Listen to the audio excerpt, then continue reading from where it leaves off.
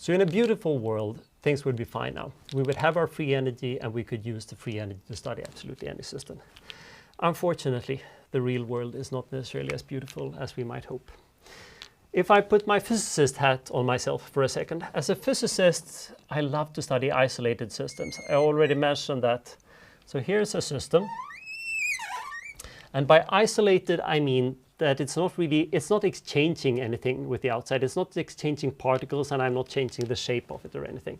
So the only thing that will go out or in of this system is heat. Energy in terms of heat. That means in this system, I have my free energy, F equals E minus Ts. Now, if that was the real world, things would be simple. The only problem in the real world, things aren't that simple. Or rather, it is that simple, but there are very few systems we could study that way. So let's take my chemistry hat instead. Now I'm a chemist and a lab rat here. Here is the chemist system. And I call this system, but imagine me sitting here and holding a beaker or test tube. Sure, I too am exchanging energy with the rest of the world and heat. That happens all the time if I put this on a Bunsen burner or if there is a reaction happening that's heating the room. But what if I'm solvating a salt or something? The volume might actually change because I have a test tube, right? It's open. So if the pressure changes, it can adjust the volume up and down.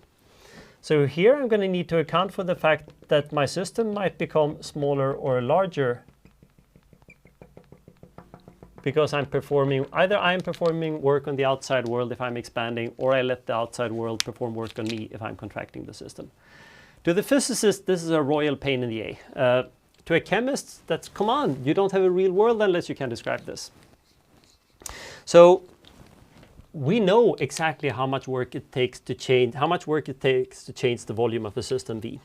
That's the pressure multiplied by the volume. So the chemist is quite happy. We have a way to describe this. Leave some space here. So here I'm going to say that this is, the work I do here is E plus PV minus TS. If we were astronomically stupid, I would call this F, because then I would have an F, but my F is not the same as that F. And then you would always have to check, is the author a chemist or a physicist? Let's call this G. And this factor, it's energy and volume. Occasionally we call that H. And the word for that would be enthalpy. So note, S is entropy, H is enthalpy. So enthalpy describes the internal energy of the system plus the pressure multiplied by the system's current volume.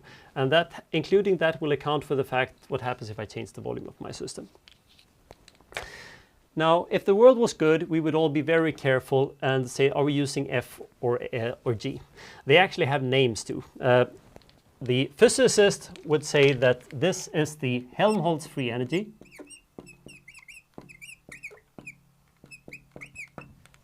And the chemists would rather say that they're working with the Gibbs free energy.